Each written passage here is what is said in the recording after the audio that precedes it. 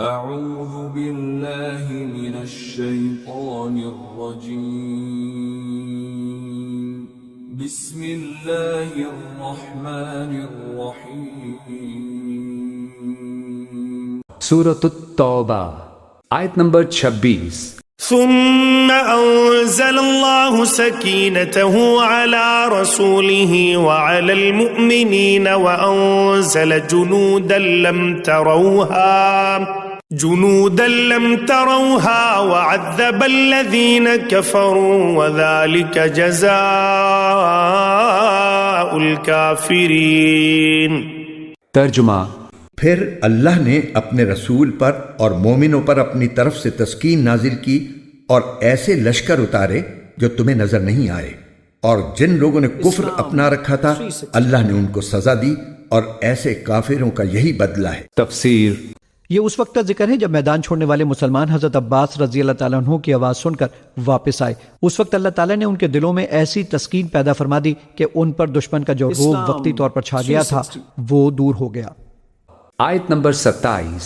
ثم يتوب الله من بعد ذلك على من يشاء والله غفور رحيم۔ ترجمہ۔ پھر اللہ جس کو چاہے توبہ نصیب کر دے، اور اللہ بہت بخشنے والا بڑا مہربان ہے۔ تفسیر۔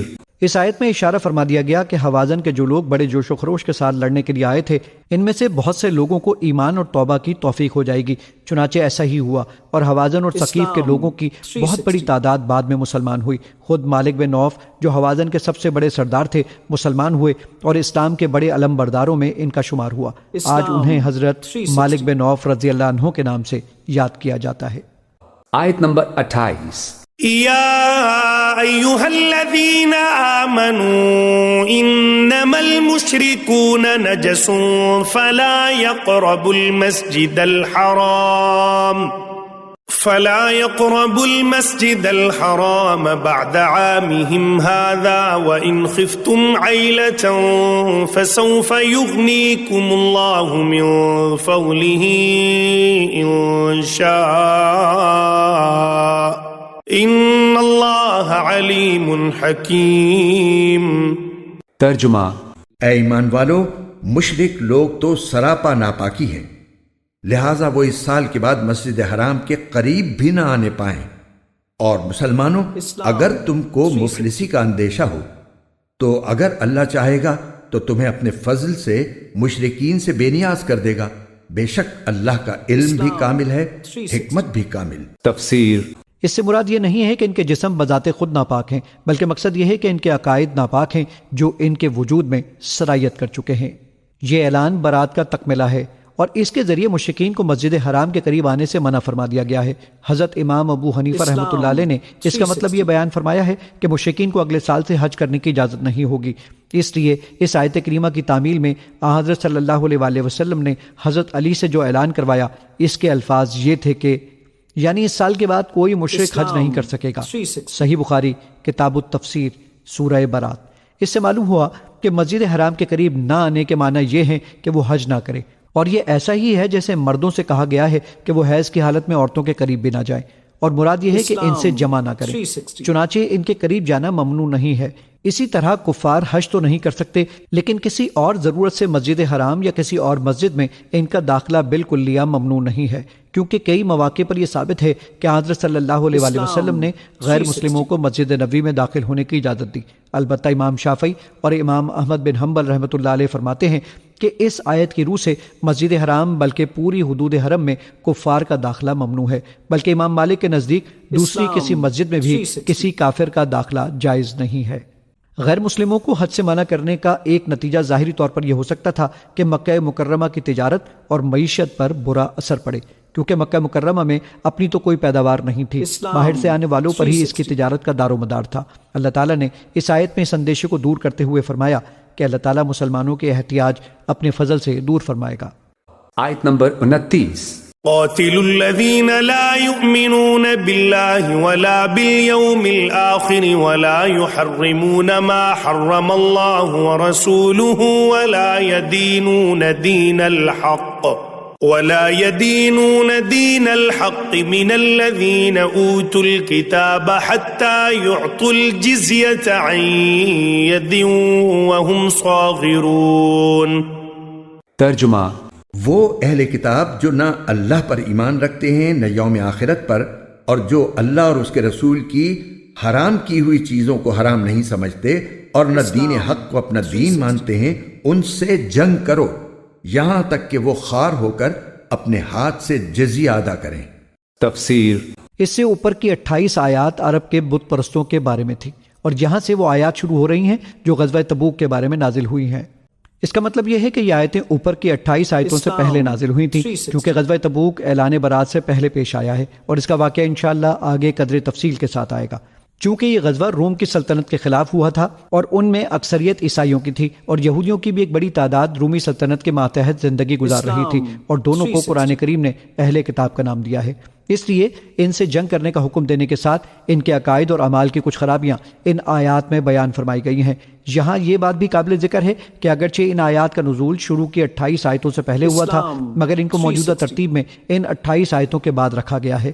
شاید اس میں یہ اشارہ ہے کہ جزیرہ عرب کے بت پرستی سے پاک ہونے کے بعد مسلمانوں کو باہر کے اہل کتاب سے سابقہ پیش آنے والا ہے. نیز بت پرستوں کے لیے تو جزیرہ عرب میں مستقل رہائش ممنوع کر دی گئی تھی، لیکن اہل کتاب کے لیے یہ گنجائش رکھی گئی تھی کہ وہ اسلامی ریاست کے غیر مسلم شہری کی حیثیت میں جزیہ ادا کر کے رہ سکتے ہیں. یہ رعایت حضرت صلی اللہ علیہ وآلہ وسلم کی حیات طیبہ میں تو برقرار رہی، لیکن آپ نے وفات سے پہلے یہ وصیت فرمائی تھی کہ یہود اور نصارہ کو جزیرہ عرب سے نکال دو. صحیح بخاری کتاب الجہاد حدیث نمبر 3053. چنانچہ بعد میں حضرت عمر رضی اللہ تعالیٰ عنہ نے اس وصیت پر عمل فرمایا، لیکن یہ حکم صرف جزیرہ عرب کے ساتھ مخصوص تھا. جزیرہ عرب کے باہر جہاں کہیں اسلامی حکومت قائم ہو، وہاں اب بھی نہ صرف اہل کتاب بلکہ دوسرے تمام غیر مسلم اسلامی ریاست کے شہری کی حیثیت سے رہ سکتے ہیں، جہاں انہیں اپنے مذہب پر عمل کی آزادی ہے، بشرطے کہ وہ ملکی قوانین کی پابندی کریں. یہاں اگرچہ ذکر صرف اہل کتاب کا ہے، لیکن جو وہ بیان کی گئی ہے کہ وہ دین حق کو اپنا دین نہیں بناتے، وہ چونکہ تمام غیر مسلموں میں پائی جاتی ہے، اس لیے جزیرہ عرب سے باہر یہ حکم باجماع امت تمام غیر مسلموں کو شامل ہے. واللہ سبحانہ عالم. بظاہر تو اہل کتاب اللہ پر ایمان رکھنے کا دعویٰ کرتے تھے، لیکن چونکہ انہوں نے اس ایمان کے ساتھ اللہ تعالیٰ کے بارے میں بہت سے غلط عقائد گھڑ رکھے تھے، جن میں بعض کا بیان اگلی آیت میں آ رہا ہے، اس لیے ان کا یہ ایمان کل عدم قرار دے کر یہ فرمایا گیا کہ وہ اللہ پر ایمان نہیں رکھتے. اسلام. جزیہ ایک ٹیکس ہے جو مسلمان ریاست کے ان غیر مسلم شہریوں سے لیا جاتا ہے جو لڑنے کی صلاحیت رکھتے ہوں، چنانچہ عورتوں، بچوں، بوڑھوں اور تارک الدنیا مذہبی پیشواؤں سے جزیہ نہیں لیا جاتا. یہ در حقیقت ان کے پرامن طریقے سے اسلامی ریاست میں رہنے اور اسلامی ریاست کے دفاع میں شریک نہ ہونے کا ٹیکس ہے، جس کے عوض اسلامی حکومت ان کی جان و مال کی ذمہ داری لیتی ہے. روح المانی. اس کی ایک حکمت یہ بھی ہے کہ غیر مسلموں سے مسلمانوں کی طرح زکوٰۃ وصول نہیں کی جاتی، لیکن وہ ریاست کے تمام شہری حقوق میں برابر کے شریک ہوتے ہیں، اس لیے بھی ان پر یہ خاص نوعیت کا ٹیکس عائد کیا گیا ہے. اور احادیث میں مسلمان حکمرانوں کو یہ تاکید کی گئی ہے کہ وہ غیر مسلم باشندوں کے حقوق کا پورا خیال رکھیں اور ان پر اتنا ٹیکس عائد نہ کریں جو ان کی طاقت سے زیادہ ہو. چنانچہ اسلامی تاریخ کے تقریباً ہر دور میں جزیے کی شرح بہت معمولی رہی ہے، اور آیت کریمہ میں جو یہ فرمایا گیا ہے کہ وہ خوار ہو کر اپنے ہاتھ سے جزیہ ادا کریں، اس کی تفسیر امام شافعی رحمۃ اللہ علیہ سے یہ منقول ہے کہ وہ اسلامی ریاست کے قوانین کے تابع ہو کر رہنا منظور کر لیں. آیت نمبر 30. وقالت اليهود عزير ابن الله وقالت النصارى المسيح ابن الله ذلك قولهم بأفواههم يضاهئون قول الذين كفروا من قبل قاتلهم الله أنى يؤفكون. ترجمہ. یہودی تو یہ کہتے ہیں کہ عزیر اللہ کے بیٹے ہیں، اور نصرانی یہ کہتے ہیں کہ مسیح اللہ کے بیٹے ہیں. یہ سب ان کی منہ کی بنائی ہوئی باتیں ہیں.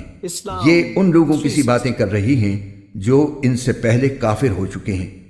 اللہ کی مار ہو ان پر، یہ کہاں اوندھے بہکے جا رہی ہیں. تفسیر. حضرت عزیر علیہ السلام ایک جلیل القدر پیغمبر تھے. ان کو بائبل میں عزرا کے نام سے یاد کیا گیا ہے اور ایک پوری کتاب ان کے نام سے منسوب ہے. اور جب بخت نصر کے حملے میں تورات کے نسخے ناپید ہو گئے تھے تو انہوں نے اپنی یادداشت سے دوبارہ لکھوایا تھا، اور شاید اسی وجہ سے بعض یہودی انہیں اللہ تعالیٰ کا بیٹا ماننے لگے تھے. یہاں یہ واضح رہے کہ ان کا بیٹا ماننے کا عقیدہ سب یہودیوں کا نہیں ہے، بلکہ بعض یہودیوں کا ہے جو عرب میں بھی آباد تھے. اس سے مراد غالباً عرب کے مشرکین ہیں جو فرشتوں کو خدا کی بیٹیاں کہا کرتے تھے۔